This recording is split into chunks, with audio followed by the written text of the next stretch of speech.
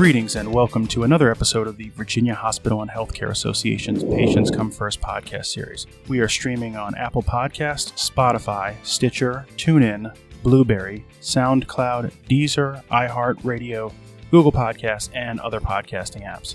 Episodes are also available on www.vhha.com, and they are broadcast each Saturday at 11 a.m. on WJFN 100.5 FM in the Richmond area. Please listen and leave us a 5-star review on Apple Podcasts. Any questions, comments, or feedback, you can send them to pcfpodcast@vhha.com. Again, that's pcfpodcast@vhha.com. And with that, today we are joined by a young man who is already making a mark on the world, and on this podcast is the youngest guest we've ever had. Matteo Lambert is a 4th grader from Northern Virginia who helps kids battling cancer by running races to raise money. Just in a few years, he's run in dozens of races across many states, logged more than 120 miles run, and raised more than $65,000. And if that isn't enough, he's also given a TED Talk, and he helps lead a philanthropic organization. Not bad for a young person who is still in elementary school. We'll discuss all of that in a moment, but first, welcome to the program, Matteo. Hi. Hello. So typically we remotely record episodes of the Patients Come First podcast, connecting with our guests in other cities or even other states by phone. But today Matteo is actually recording from VHHA offices just outside of Richmond after a whirlwind morning at the Virginia General Assembly, where he was recognized for his good deeds and had a chance to rub elbows with some of Virginia's top elected officials. So let's start there. Tell us about your morning at the state capitol today, Matteo. It was really cool because I got to see all these important people in our state and see how everything works and learn a little bit more about our government. And I understand that you actually were recognized with a resolution from Delegate Ken Plum, and they acknowledged you in the Senate and House chambers. Is that correct? Yes. And you also got a chance to meet with Lieutenant Governor Justin Fairfax as well. Is that correct? Yep. Well, what would you say the highlight of the day was for you?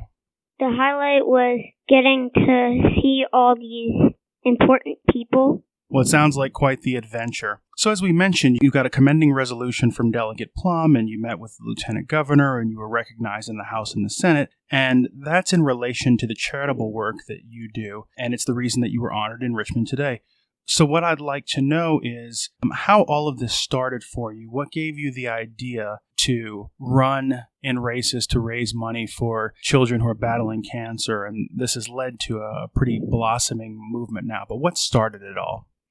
So I started running local 5K races, and I started liking them. So I decided to run for kids with cancer because I realized what they were going through and how hard it is compared to what we do every day. And so I just really wanted to help them.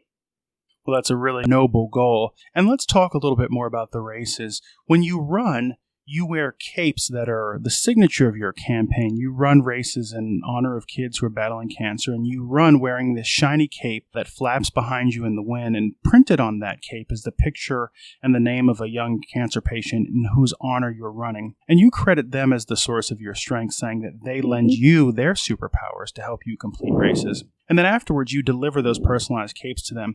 I wonder, Matteo, if you could tell us how you come to connect with the patients on whose behalf you're running in these races. How do you connect with them? So sometimes I meet them at the hospital, sometimes I meet them at local events, and other times I meet them at the races if they're well enough to come.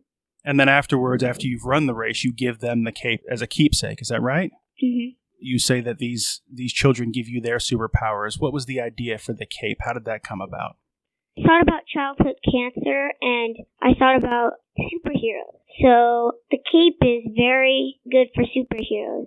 So we didn't really think it was going to mean a lot, but it ended up being one of the little kids especially, their favorite things. And now it's sort of become a signature for your races. One question I think people listening to this might have is, were you running just for fun before this? Had you ever run any races? And now that you do run races for charity, what kind of preparation do you do? Do you train for these races, or is this just your youthful energy, you can just run and run and run? My training is basically all these races that I'm doing.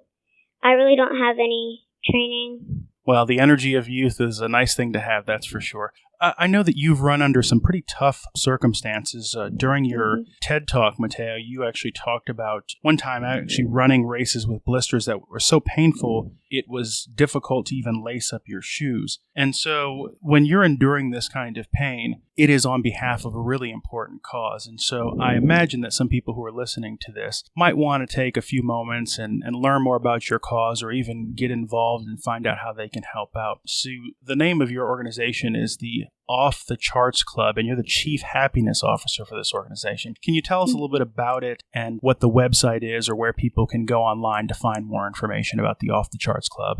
You can go to offthechartsclub.org, and you can go to my Facebook page. Is that also Off the Charts? Yes. Okay. And can people contribute or get involved through either your Facebook page or the website? Yes, they can donate or help these kids with cancer and support. And they could even see what I'm doing and try to help in a different way and help in the community in any way they can. And I know one of the messages that you like to share with people is that there is no age limit on being able to get involved and being able to help out. Is that right? Yes. You've already accomplished a lot in your young life, Matteo, but I have to ask you, looking ahead, what do you want to be when you grow up? Do you think that you'll continue with running and pursue athletics, or do you have a different idea in mind? I might want to help kids with cancer in a hospital, maybe. Okay, so maybe go into healthcare? Mm-hmm. Okay. Well, that sounds like a good future plan. We're going to close the podcast, Matteo, with 2 questions, and these are variations of questions that we ask people who are guests on the podcast. The first one is this: what piece of advice do you have for other people, whether they are young people your age or older people my age, who desire or want to get involved and help people? What advice would you give them? You can just follow your passion to help people in any way. And there is an age should not be a limiting factor. That's your motto, right? Mm-hmm. All right. And then lastly, what is, just so people have a little bit of a sense of who you are beyond your work with the Off the Charts Club and the charity work you do to help kids with cancer, what is your favorite book, your favorite movie, and your favorite song, Matteo? My favorite song is I'm Not Giving Up. I'm not going down that easily, so don't give up. I don't really have a favorite movie. Okay. And I like Percy Jackson. Okay.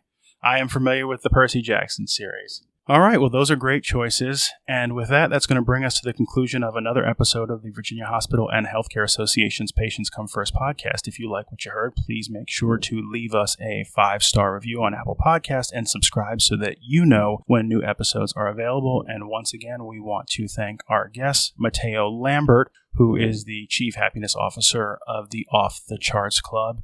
And Matteo, give folks that web address one more time so that they can visit and get involved if they'd like to. Offthechartsclub.org. Well, thanks for being with us, Matteo, and congratulations on your recognition at the General Assembly today. Thank you.